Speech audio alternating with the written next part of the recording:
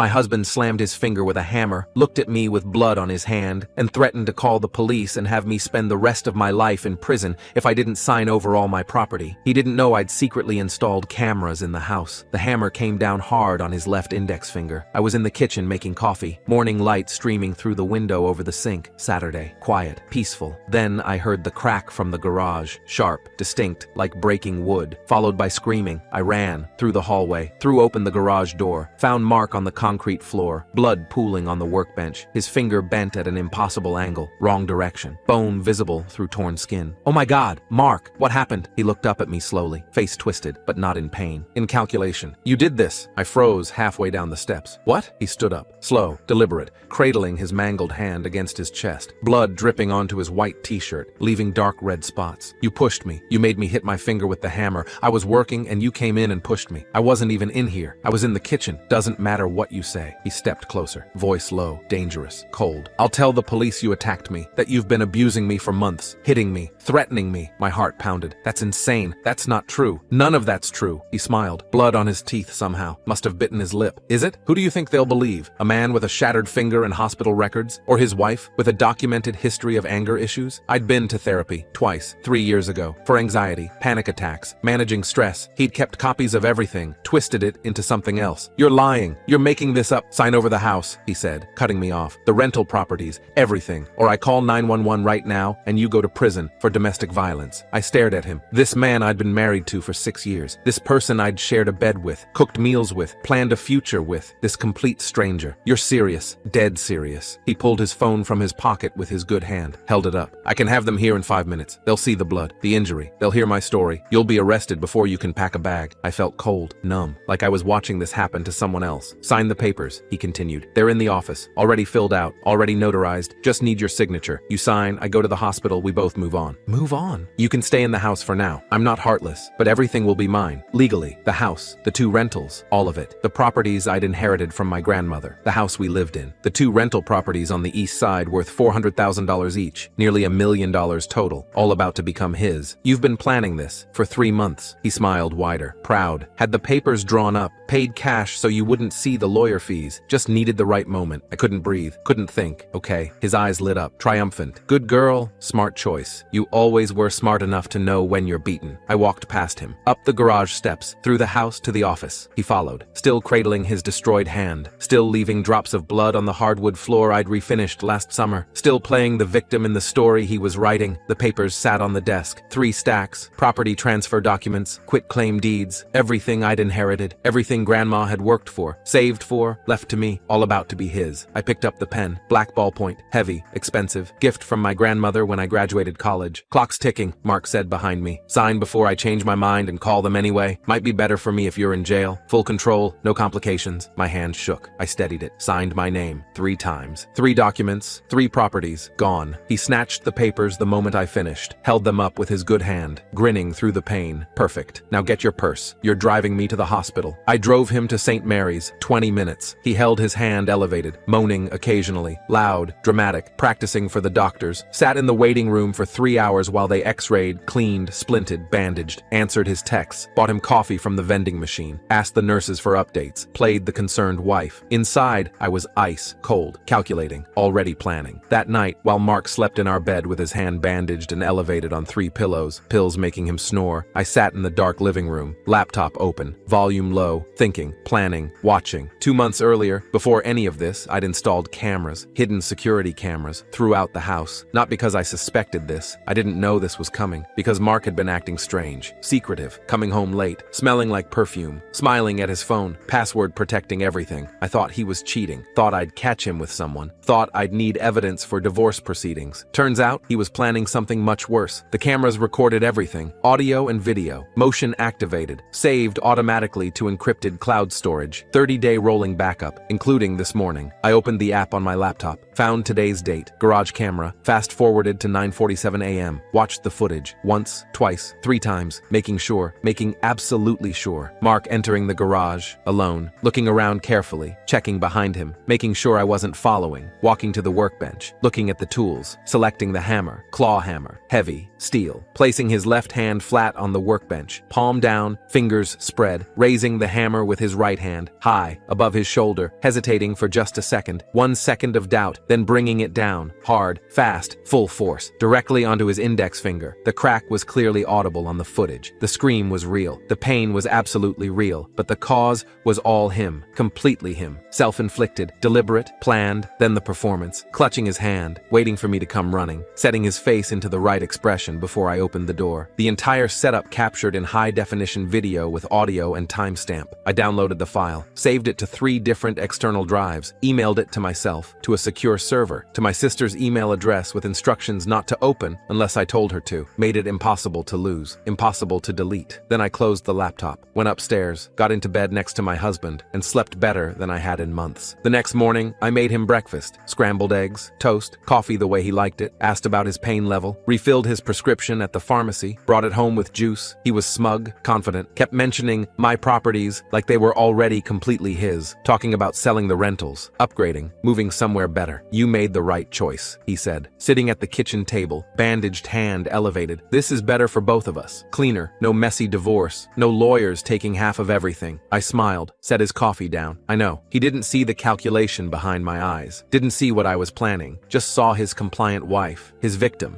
beaten, broken. For 2 weeks, I played along, perfect wife, doted on him, changed his bandages, drove him to follow-up appointments, helped him file the property transfer paperwork at the county recorder's office, watched him celebrate, watched him call his brother, tell his friends, post vague things on social media about new chapters and big changes. I stayed quiet, calm, compliant, submissive. My lawyer prepared everything in secret. Week 3, the documents were official, recorded, filed, public record. Mark was ecstatic, took me to dinner to celebrate, his treat, acting generous, acting like he'd won. He had no idea what was coming. The next morning, Monday, I filed for divorce and fraud and domestic abuse through coercion and attempted extortion. Attached to my filing, the video, clear, undeniable, time-stamped, metadata intact, forensically verified, Mark hitting himself, looking around to make sure I wasn't watching, the careful setup, the deliberate injury, the immediate performance afterward, the whole thing, start to finish. My lawyer also filed an emergency motion to void all property transfers, obtained under duress, obtained through blackmail and threats, with video evidence proving the blackmail scheme, requested immediate temporary restraining order, requested Mark be removed from the house, requested freezing of all assets pending investigation.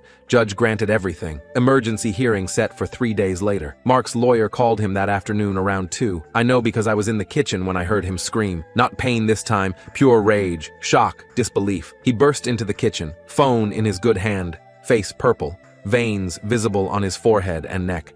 What did you do? I looked up from my laptop, calm, taking a sip of tea. I filed for divorce. The video! Where did you get that video? How do you have footage of the garage? Cameras. Security cameras. Hidden ones. Installed 2 months ago, before your little performance. His mouth opened, closed, opened again, no sound coming out. You can't. That's illegal. You can't record someone without their consent. That's wiretapping. I smiled, set down my tea. Actually, in this state, I can. Single-party consent law. I'm a party to everything that happens in my own home, and I consent to recording it. He lunged forward. I stepped back smoothly, hand on my phone. 911 ready. He stopped, breathing hard. You set me up. No, Mark, you set yourself up. I just documented it. I just had cameras in the right place at the right time. I'll fight this. You'll never see those properties again. They're mine. Legally mine. The transfers are done. The judge already froze everything. Emergency order this morning. Hearing is Thursday. My lawyer says we have an excellent case. Actually, he said it's the clearest case of fraud and coercion he's seen in 20 years. His face crumbled, changed, from rage to panic to something close to fear. I'll tell them you edited it. Deep fake, AI, technology. I'll say you faked the whole thing. Forensic analysis says otherwise. Already done. Paid expert. Former FBI digital forensics. Timestamps match phone records, weather data, light angles, everything. It's real. Provably real. You can't fake metadata that detailed. He staggered backward, hit the counter, slid down to sitting on the floor. You destroyed me. I picked up my tea, looked down at him. This man who'd tried to steal everything, who'd mutilated himself to blackmail me, who'd smiled while threatening me with prison. No, you tried to destroy me. I just had better cameras. He opened his mouth. Nothing came out. Just air. Just shock. I grabbed my purse and car keys from the counter, headed for the garage door. Where are you going? I paused, turned back, looked at him sitting on the floor, small, pathetic. Somewhere you're not. I walked out. The hearing was 3 days ago, Thursday morning. Courtroom C, Judge Richardson presiding. Judge reviewed the video, watched it 3 times. Once at normal speed, once in slow motion, once frame by frame at the moment of impact. Ruled in my favor on everything. Properties returned, transfers voided. Declared fraudulent and obtained under duress. Mark charged with fraud, attempted extortion, coercion, filing false claims, restraining order made permanent. He's not allowed within 500 feet of me or the properties. His lawyer quit immediately after the ruling. Wouldn't even walk out of the courtroom with him. This morning, I got a text from Mark's number. Blocked, but it came through as a notification before the system caught it. Please, I'll drop everything. All charges, all claims. We can fix this. We can work this out. I didn't respond. Just deleted the notification, made sure the block was working, and went back to my coffee.